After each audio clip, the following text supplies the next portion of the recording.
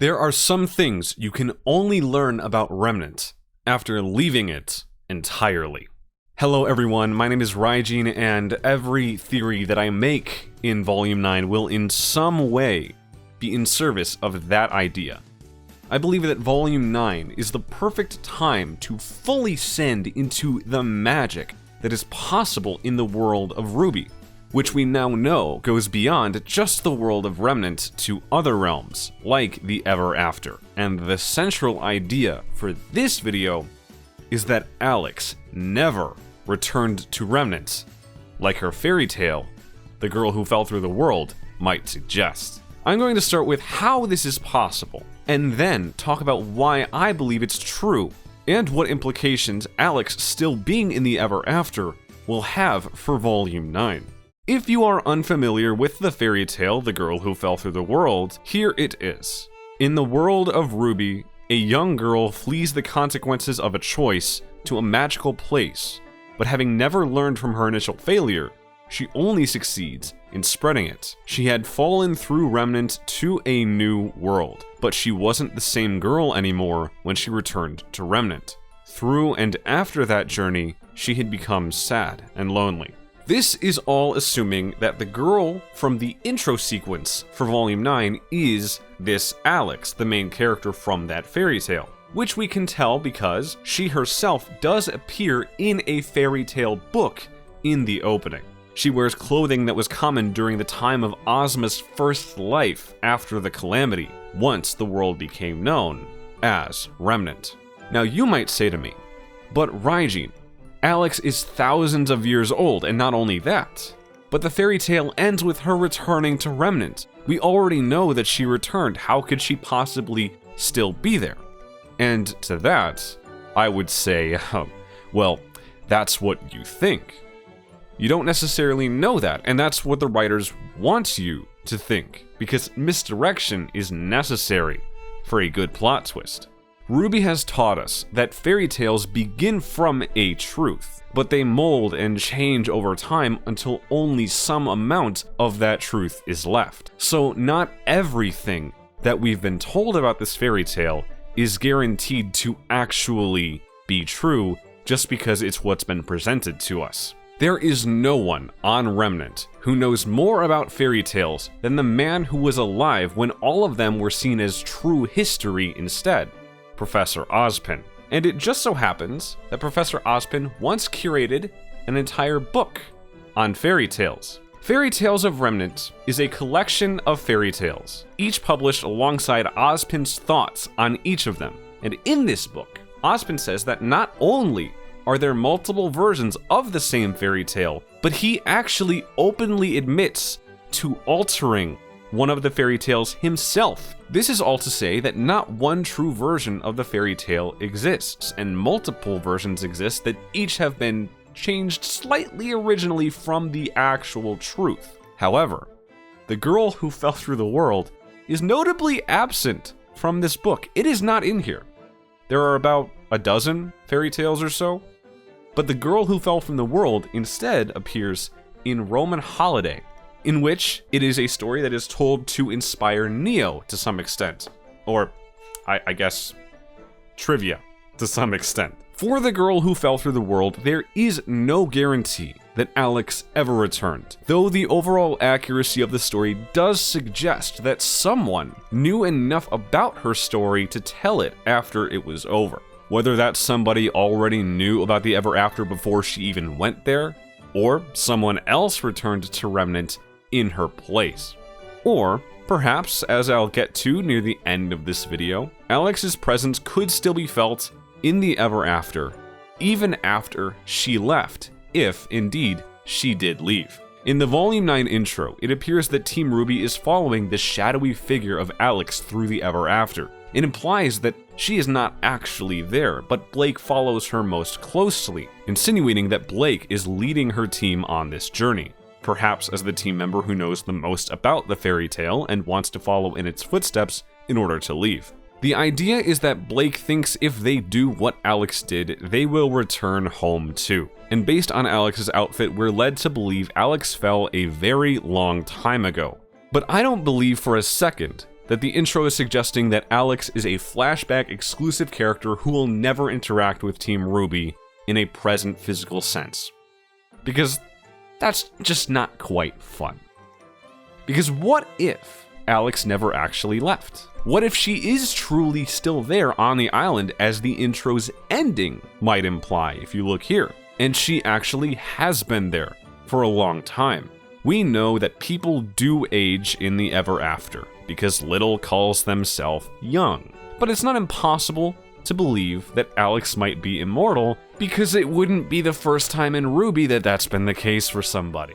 So I don't see the age thing as a problem, whether it's through immortality or something else entirely, to be completely honest. Because most importantly, Alyx still being present on this island will give Volume 9 the significance that I feel it needs to have in the overall plot of the show. If I were writing Volume 9, I would write it to reveal more about the universe of the world of the show itself, beyond just Remnant, beyond just the Ever After. If I would write it so that it would open up new possibilities for the characters, new possibilities for the world, and so on. And I would do that because Volume 9 functions narratively similarly to Volumes 4 and Volume 6. Coincidentally, the two posters that I have behind me. These volumes have become to be known as travel volumes. They are the volumes that are in between the other major narrative arcs of the show that happen at the world's kingdoms: Vale, Mistral, Atlas. These volumes are the ones that open up the world of the show, give new possibilities that were not there before in some way. In Volume 4, that's done mostly through world building, through giving us some time in so many different kingdoms and regions of the show all at once. Though it also does have quite a bit on the brother gods and the relics as well, which then Volume 6 takes and just completely runs with and tells you about how that's actually relevant to Salem and Oz. And so even though Volume 9 might not have anything necessarily to do with Ozpin himself or even Salem, it is still very much going to tell us more about what is possible in the world that the gods created. Or rather, the worlds that the gods created. By Volume 9's end, Team RWBY needs to have a better understanding of the Ever After and Remnant, and there is no better way to do it than from the only other person we know has been to both realms. Alyx may not be able to tell them anything at all about Salem, but if they can talk to her, they may have more understanding about the relationship between the two worlds, and that may be the most pivotal information for their fight against Salem. I also believe that Alyx will serve a very important role for both RWBY's and Neo's character arcs. Both of them have been said to be lovers of fairy tales. Again, Neo found inspiration in Alyx specifically as a kid. I'd say having only read the first 4 chapters of Roman Holiday, but bear with me. And since Neo is still an antagonist for RWBY, and she did show up as such in the premiere episode of Volume 9, which is important, premiere episodes lay the important groundwork for the season. Since Neo is still an antagonist, whether she's the main antagonist of Volume 9 or not, Alyx's role in the story will be pivotal for Neo and RWBY's relationship and their conflict in this volume. Promotional material for Volume 9 paints RWBY herself as the girl who fell through the world. RWBY is walking Alyx's path, and she is at a point where she's being asked, what might happen if you do not change? Well, we do know that Alyx did change, but for the negative. If she can meet Alyx, RWBY will understand that the fairy tale of the girl who fell through the world is actually a cautionary one, a cautionary tale, and she may need to understand what to do differently so that she does not change for the worse like Alyx did. And Neo may be on a similar path as well, though she's seen more of a Mad Hatter character than an Alice. But what if Alyx isn't the same girl anymore, not because she changed, but because an entirely different person left the Ever After in her stead, and she's been trapped there this whole time, and that person is the one who concluded the fairy tale, and that person is the reason why we all think that Alyx left, because it's been twisted over time as fairy tales often are.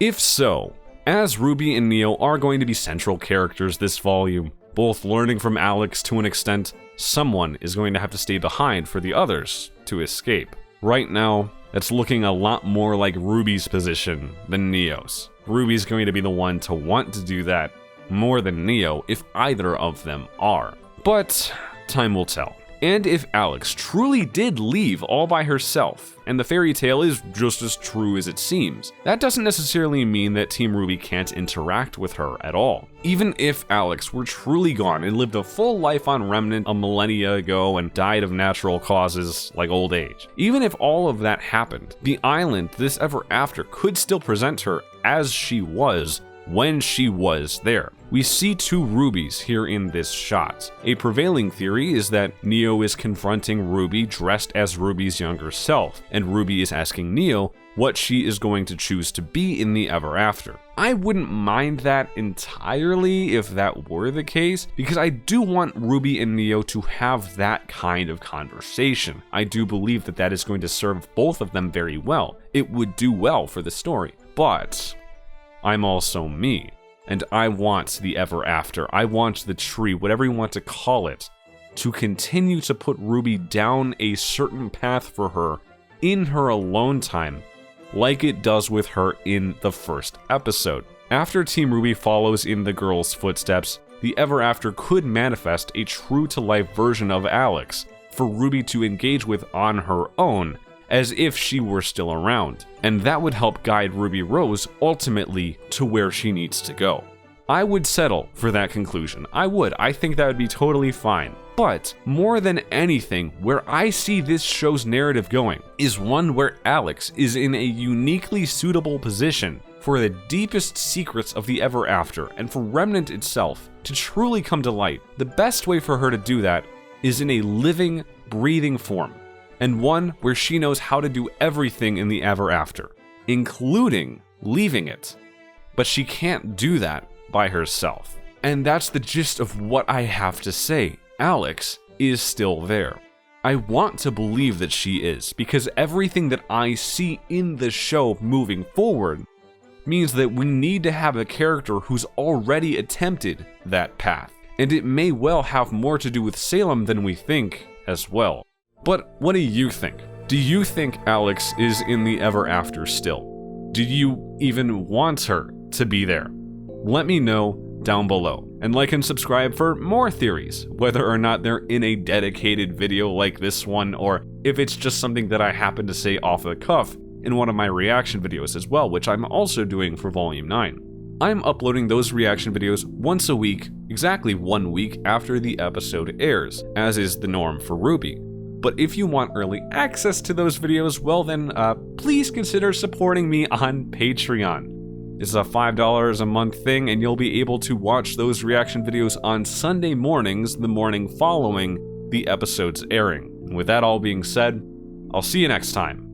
I'm Raijin Rising. Have a good one.